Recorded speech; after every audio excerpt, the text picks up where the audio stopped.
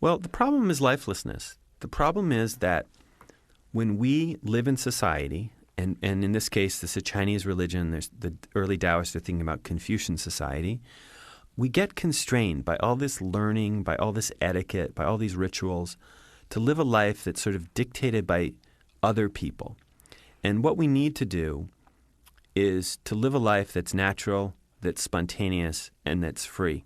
And that is to say, a way of flourishing, which was what I call Daoism. So the problem is lifelessness that's pushed onto us by social conventions.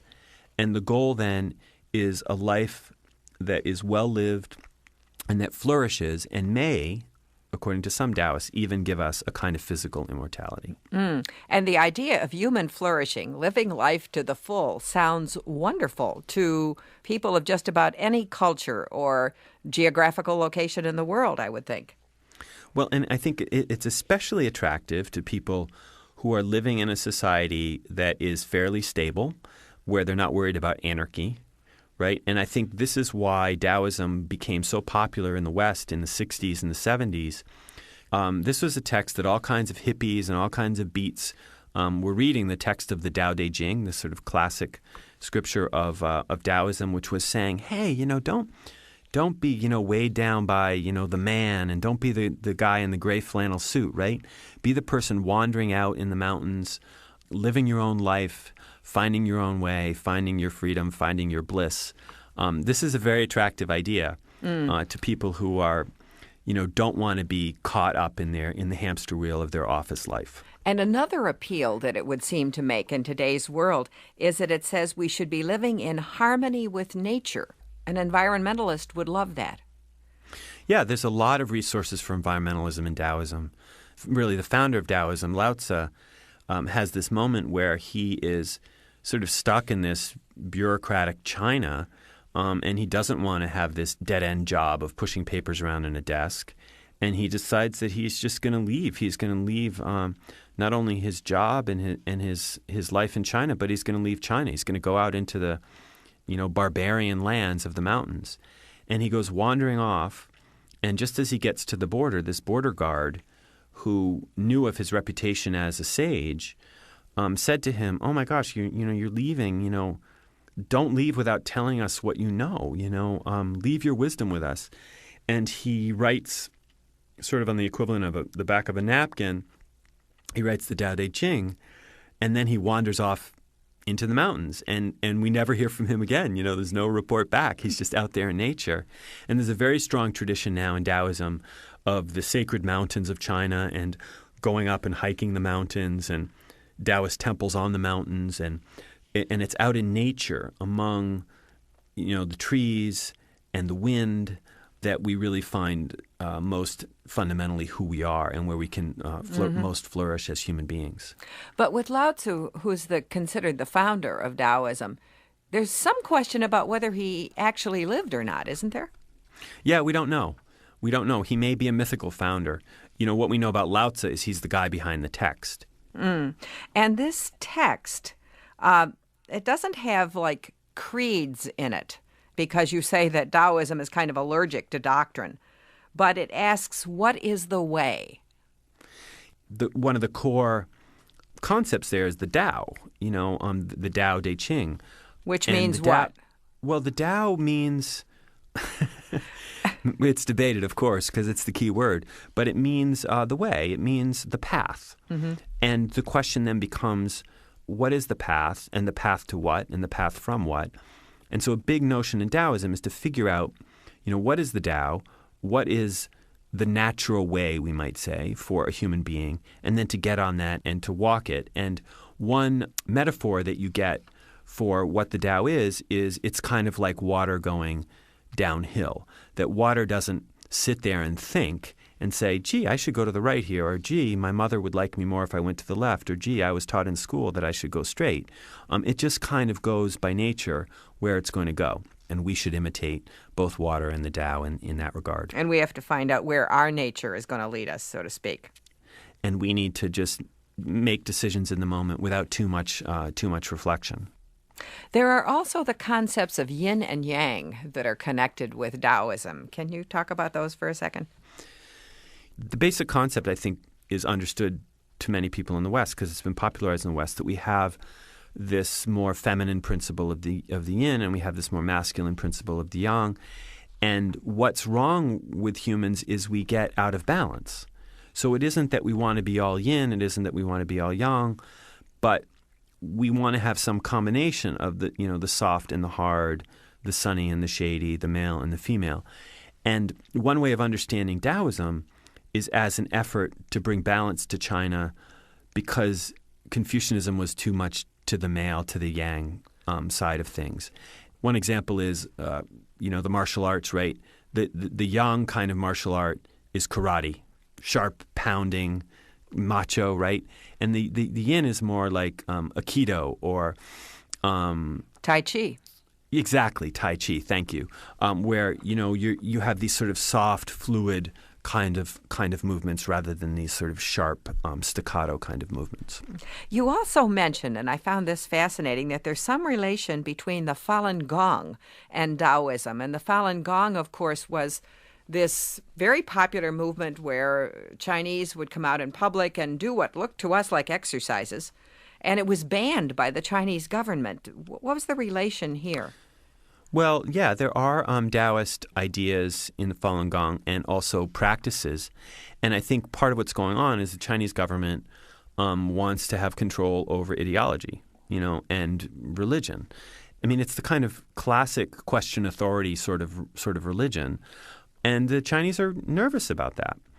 And they're starting to inject Confucianism into their official ideology, but they have not gone the step of having Taoism be something that they think that they can co-opt. Confucianism, of course, values order.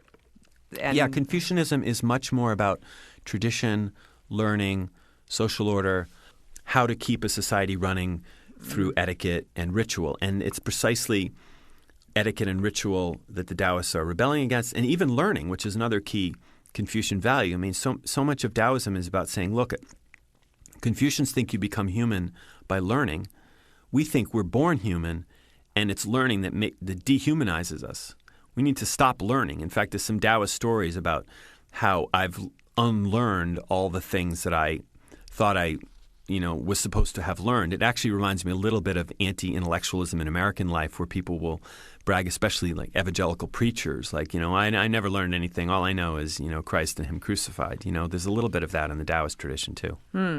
And the techniques that they recommend for finding the way are absolutely fascinating to me, at least in their diversity. If I could just quote a couple things from your book, they include sitting and forgetting, free and easy wandering, dietary regimens, breath control, visualization exercises, purification rites, sexual practices, meditation techniques, and various physical exercises modeled after the movements of long-lived animals like bear strides and bird stretches. Now, there is a set of techniques. Yeah, it's very, very pragmatic in the sense of, whatever's going to work to have a life that is vital, to have a life that is long, and a life that might even take you to immortality. The Taoist immortals, as they were called, would go on these crazy special diets where they would gradually get their diets to be more and more yang, more and more light. And they'd head toward rice, and then they'd head finally towards pine needles and pine nuts, because the pine needles are evergreens, right? So they have that sort of immortality about them. And then, according to the stories, they would start to float and even be able to fly because they weren't being weighed down. And on the sexual side, you have this really interesting idea of the idea of qi, which we haven't talked about yet, which is really important in Chinese culture. This idea of energy that courses through us and courses through all of life, and that if you had sex and you would have an orgasm, you would be getting rid of your qi. And that wasn't good. And so the sexual practice was to sort of conserve your bodily, fluids in all kinds of ways, and that would somehow give you this greater and greater vitality. Is that sexual practice that you described widely accepted? Well, I think it's understood that advanced practitioners of Taoism are able to have sex without having orgasms, and that is pretty common, yes. But ordinary people are ordinary people, and we aren't all immortals and we aren't all sages. Now, there are gods in Taoism. In fact, you say there's a pantheon of them.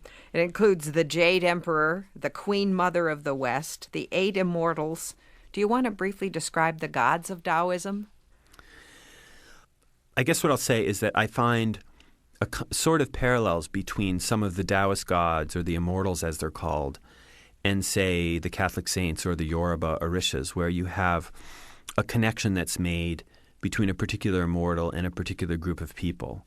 So, Old Man Zhang, for example, who's one of the 8 immortals, is sort of the elderly people love him, or Lu Dongbin, the barbers love him, or the philosopher Han, the musicians love him. So there's a sort of connection that's made between particular immortals and particular social groups. Another thing I'll say is that the pantheon has goddesses, and so in this sense, it's not a purely patriarchal tradition. It has some connections in this regard with Hinduism, which has the idea of the Mahadevi, the great goddess. Here we have the Queen Mother of the West, who sort of embodies the mysterious feminine, the yin that's so prized among Taoists. And in Taoism, as Taoism develops over time, it becomes not just seeking human flourishing and vitality and long life, but actually seeking immortality, physically living in your body forever.